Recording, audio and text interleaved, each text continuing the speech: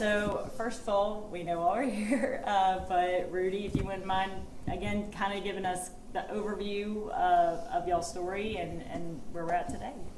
Yes, ma'am. My name is Rudy Brown. Back in 2018, I had a liver transplant due to NASH, non-alcoholic steatohepatitis. I had it done at Ochsner's. During the surgery, they told me I bled out twice. 11-hour surgery. During that time, from the low blood pressure, it damaged my kidneys. My kidneys were fine before the surgery, but after the surgery, they took a week to start working again. And then when they come back, they only come back at 20%. And they started dropping. Well, within 6 months, my transplant surgeon told me I was going to have a kidney. There's no doubt to it. Back in 2022, I got on the list at Sacred Heart in 2020. A week after getting on the list, I developed melanoma from the anti-rejection drugs. They caught it early, but it kicked me off the list for 5 years.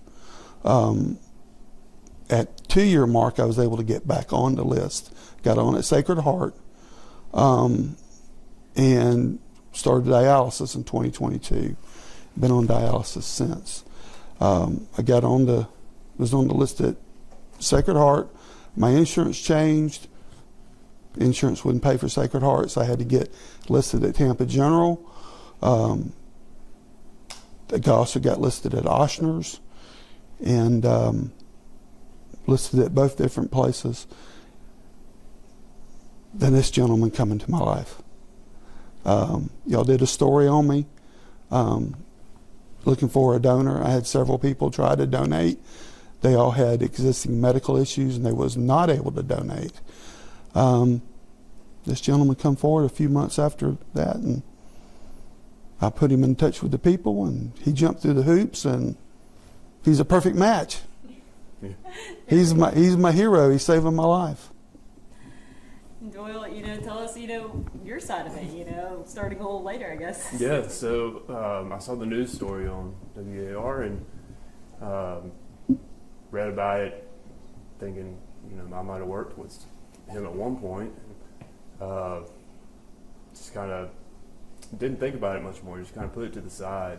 A few months later, I've come back to that story. I sent a message on Facebook to WAR asking where Rudy was in the process, and they said he was at Sacred. So I called Sacred. Sacred Heart called me back, but I just didn't answer, didn't call, didn't think anything of it. And finally, when they did reach back out to Sacred, they said he wasn't listed. Rudy wasn't listed there anymore. At that point, I reached out to Rudy, and I said, introduced myself and said I wanted to talk about donated kidney. Rudy had said he was at Tampa. I reached out to Tampa. They didn't call me back. Of course, they had some hurricanes going on, so they're quite busy. But Rudy had mentioned Ochsner in October, and I had reached out to Ochsner, and they walked me through the process the whole time. They've been great. I've got some gastric issues that are going on, and I was thinking the whole time I'm probably not going to be successful in donating, but every step of the way, God said, you're doing this, and he passed every test, or I passed every test he gave me. It's fully God. It's 100% God. There's no reason for anything to fall in place like it did. To be a perfect match, it's like hitting the lottery. So Yep. It really is.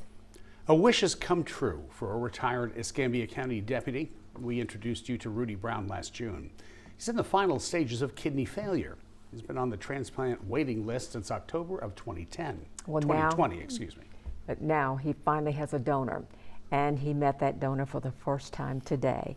WEAR's Sarah Gale has the story. Nice to meet you. How you doing, brother? Good. The gentleman is saving my life. I've been waiting so long for this, and it's finally coming true. I met Rudy Brown back in June.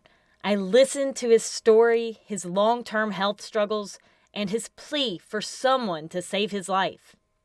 After sharing the story, many people reached out to us and Rudy. But after tests, each had their own health issues and couldn't donate. You get depressed originally. Then came Doyle Carpenter. I slowly was learning, don't question what God tells you to do, just do it. There's been many times where I could have just thrown in the towel and went my own way, but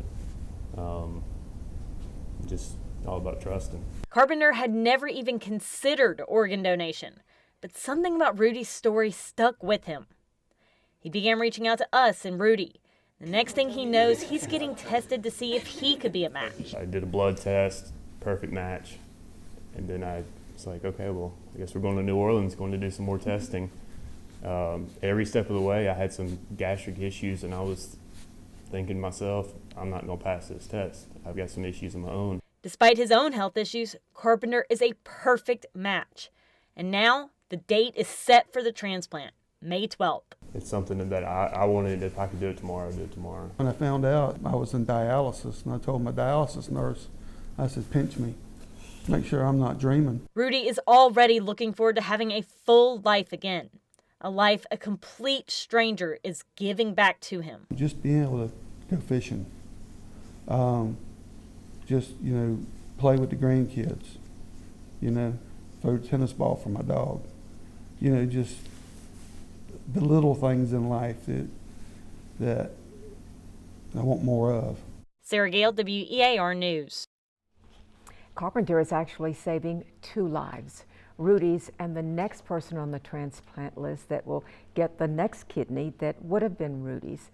And because he donated one of his, if Carpenter ever has kidney issues of his own, he'll move straight up to the top of the list.